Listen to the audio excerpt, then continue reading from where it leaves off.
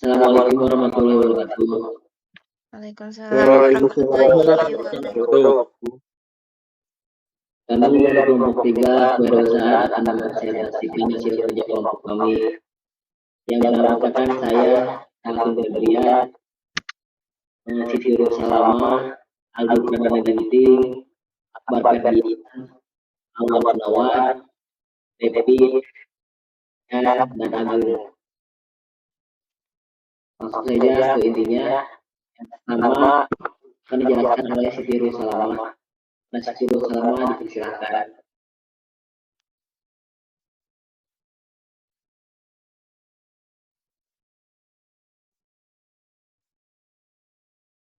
Langsung saja ke bab pertama, yaitu pendahuluan.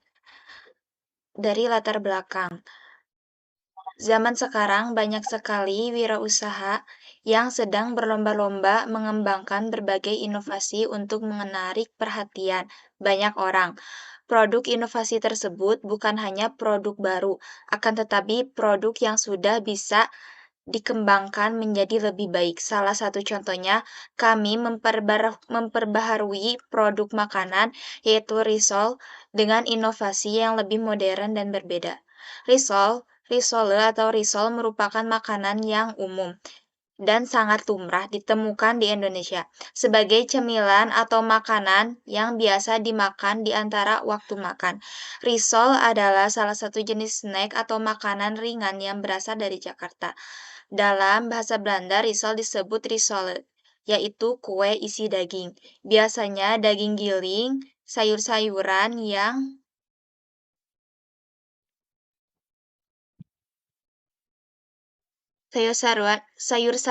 yang dibungkus dengan kulit lumpia, digoreng setelah diolesi dengan remah roti dan telur kocok.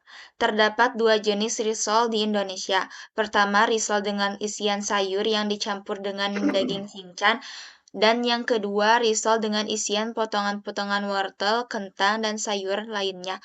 Pada umumnya, makanan ini berasal dari daging cincang dan isian sayur.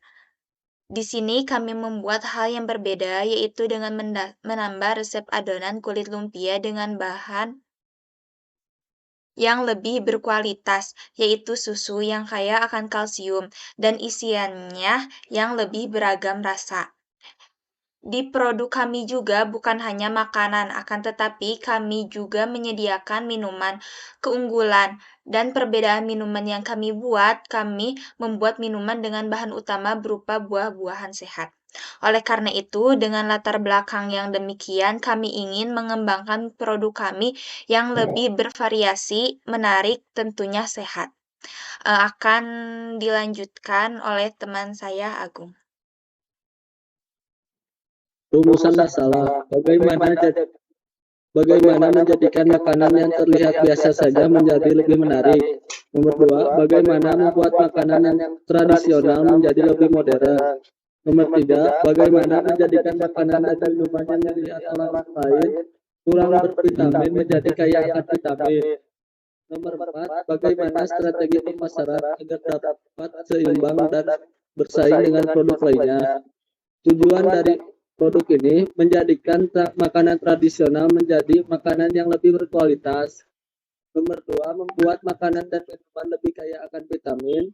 Membuat strategi pemasaran agar dapat bersaing dengan produk.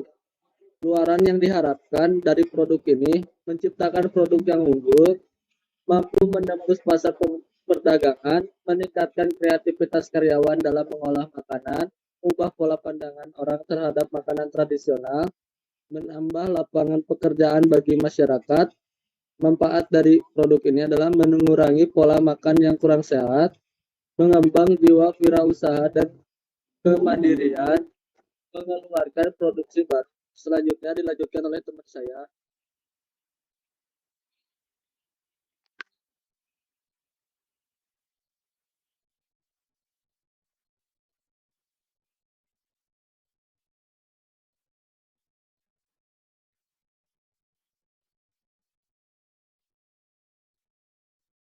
Dilanjutkan oleh Aldi Pradana Ginting. Ya, selanjutnya bab 2, gambaran umum rancangan usaha. Latar belakang. ide pembuatan jajanan Hello Food berawal dari melihatnya banyak jajan yang hanya mengikuti tren yang ada saat ini tanpa menyelinginya dengan unsur kesehatan, dan juga melihat minimnya jajanan tradisional.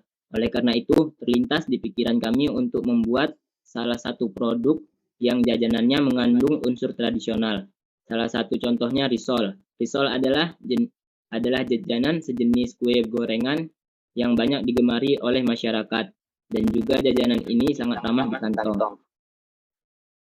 Ini sangat ramah di kantong masyarakat, bahkan untuk para pelajar sekalipun. Oleh karena itu, kami memutuskan untuk memproduksi jajanan risol, tetapi dengan beberapa bahan yang dibedakan dengan risol pada umumnya, yang akan menjadikan risol kami memiliki ciri khas yang membuat masyarakat lebih tertarik. Selain itu, kami juga akan memproduksi berbagai minuman segar dan juga sehat yang dapat menyegarkan tubuh. Oleh karena itu, kami sangat bersemangat untuk segera memasarkan produk kami di tengah lingkungan masyarakat Sukabumi. Berikut contoh produk dari Hello Food.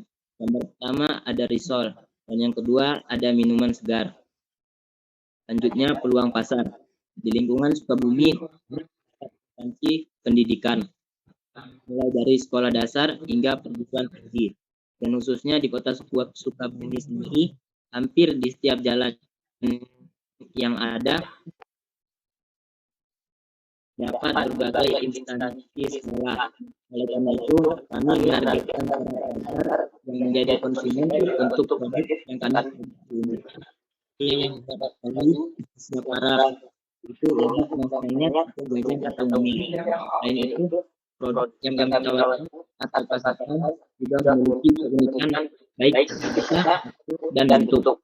Dan juga produk yang kami tawarkan ini mengedepankan kesehatan konsumen. Produk ini menggunakan bahan-bahan alami yang mengandung banyak gizi dan vitamin, dan juga tidak menggunakan pengawet sehingga benar-benar aman dan bagus untuk kesehatan. Jajanan seperti inilah yang bagus untuk pertumbuhan dan juga kecerdasan untuk para pelajar yang sedang menempuh pendidikan. Walaupun produk utama di pasar produk ini adalah para pelajar, tapi kami tidak menutup diri untuk masyarakat umum yang ada di lingkungan Sukabumi. Karena kami membuka penjualannya online, sehingga masyarakat bisa untuk menemukan produk ini dan tidak takut untuk datang ke tempat kalau sekiranya jarak untuk ke lokasi cukup jauh. Untuk pemesanannya juga menggunakan sistem pre-order, sehingga pasti produk yang akan diterima konsumen adalah sesuatu yang baru, yang segar untuk dikonsumsi. Baik, selanjutnya akan dilanjutkan oleh teman saya.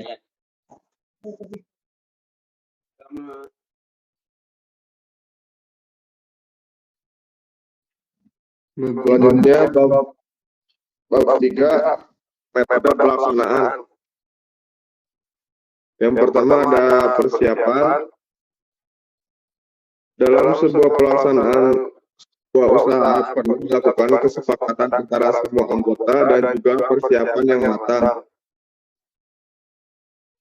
Maka langkah awal yang kami lakukan untuk memulai kegiatan ini adalah berdiskusi dengan semua anggota untuk menentukan semua aspek, mulai dari survei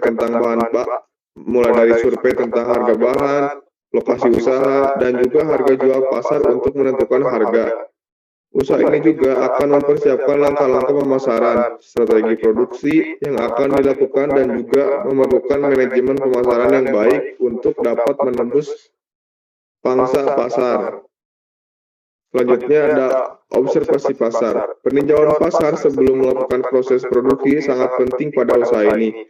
Maka sebelum itu kita lakukan terlebih dahulu riset pasar untuk mengetahui tingkat kebutuhan konsumen terhadap produksi kami.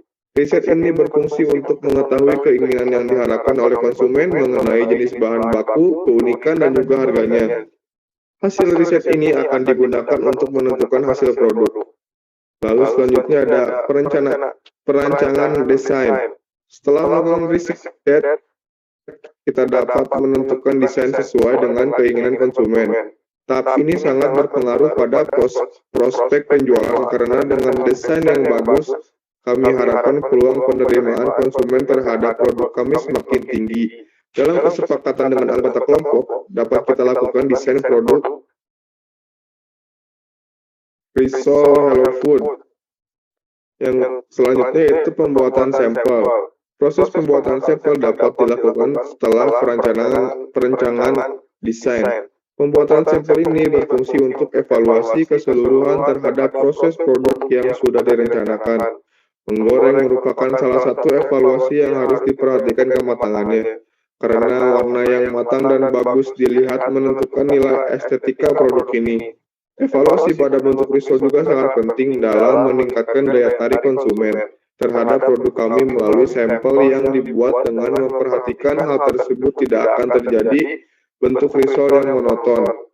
Dalam proses pembuatan sampel ini, kami juga melakukan perhitungan waktu yang digunakan untuk menggoreng risol. Perhitungan waktu ini digunakan untuk mengukur tingkat kematangan produk yang dihasilkan sehingga dapat menentukan hasil matang yang sempurna dan membuat rasanya semakin enak.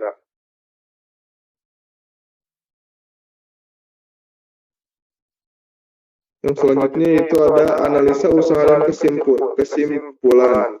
Dari semua tahapan pelaksanaan yang dilakukan, dapat dilanjutkan dengan tahapan evaluasi tentang semua hal yang meliputi metode pelaksanaan.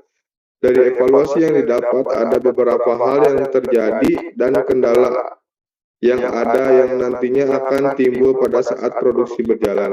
Dengan diketahui potensi masalah yang akan terjadi, dapat dirumuskan tindakan pencegahan yang harus dilakukan untuk meminimalisir masalah supaya tidak terjadi. Masalah yang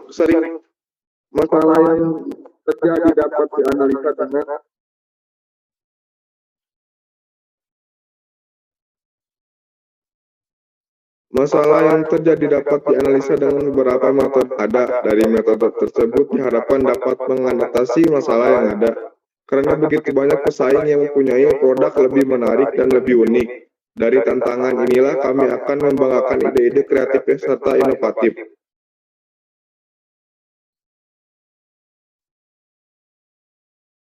Lalu, strategi pemasaran. Dalam strategi pemasaran ada beberapa hal yang harus diperhatikan seperti hasil produk, tempat, segi promosi, dan juga harga yang akan dipasarkan.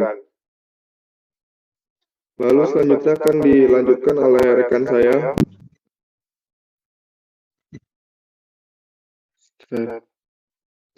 Strategi pemasaran. Ada beberapa strategi yang harus diperhatikan. Yang pertama, produk. Produk merupakan sesuatu yang dapat dijual oleh sebuah perusahaan. Jasa, layanan, barang, atau produk digital. Ketika produk tersebut diinginkan atau dibutuhkan pasar atau tidak. Selain itu, produk yang kita jual juga harus solusi price atau harga yang keluarkan oleh harga konsumen atau menggunakan produk yang ditawarkan. Harga yang ditetapkan tergantung dari nilai produk yang dapat dirasakan oleh konsumen. Ketika produk memiliki harga yang rendah, maka produk dapat digunakan oleh lebih banyak konsumen. Sedangkan harga yang tinggi akan menarik pelanggan yang eksklusif. Sebenarnya, yang ditetapkan lebih tinggi dari biaya produksi. Hal tersebut perlu diperhatikan karena konsep price ini akan menentukan keuntungan dan kelangsungan bisnis. Selain itu, mengenai produk. Yang ketiga ada place atau tempat. Place mengacu pada lokasi di mana konsumen dapat menemukan, menggunakan, mengakses, atau produk yang disediakan. Selain berbentuk lokasi fisik seperti toko, kantor, pabrik, saat digital seperti media sosial, marketplace, website, dan juga lain-lain. Ketika menentukan lokasi, kita harus memikirkan di mana pelanggan berada. Jika menjualnya secara digital, maka pikirkan platform yang sering digunakan oleh target pelanggan. Kemudian yang keempat ada promotion atau promosi. Setelah kita menentukan produk, price, dan pace, untuk menerapkan strategi promosi. Promosi adalah cara untuk mempromosikan produk agar dapat menjangkau target market sehingga menghasilkan penjualan. Promosi dapat menggunakan katalog, papan reklam, brosur, iklan TV, dan juga lain-lain. Namun karena perkembangan teknologi, banyak perusahaan yang memilih untuk menggunakan strategi promosi digital, yaitu dengan media sosial, website, iklan pay per click, atau yang lainnya. Selanjutnya akan dibacakan oleh teman saya.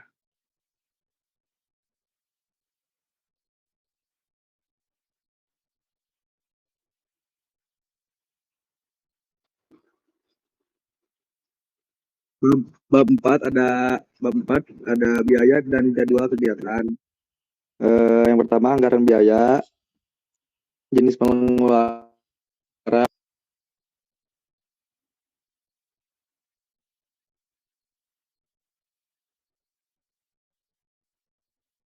peralatan baku, dan lain-lain. Total biaya ada 300. Yang kedua, jadwal kegiatan. Jenis kegiatannya persiapan proposal usaha, membeli stok dan bahan baku, pengadaan peralatan. Yang keempat, pengadaan media promosi. Yang kelima, menjalankan usaha. Dan yang terakhir, pemasaran produk. Sekian, terima kasih.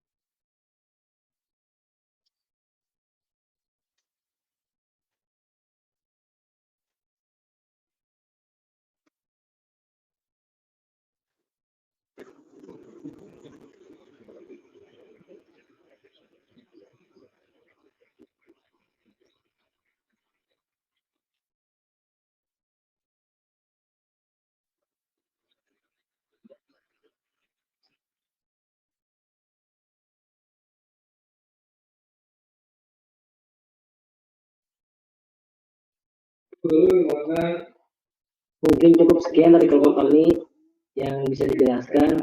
Mohon maaf bila ada kekurangan. Assalamualaikum warahmatullahi wabarakatuh.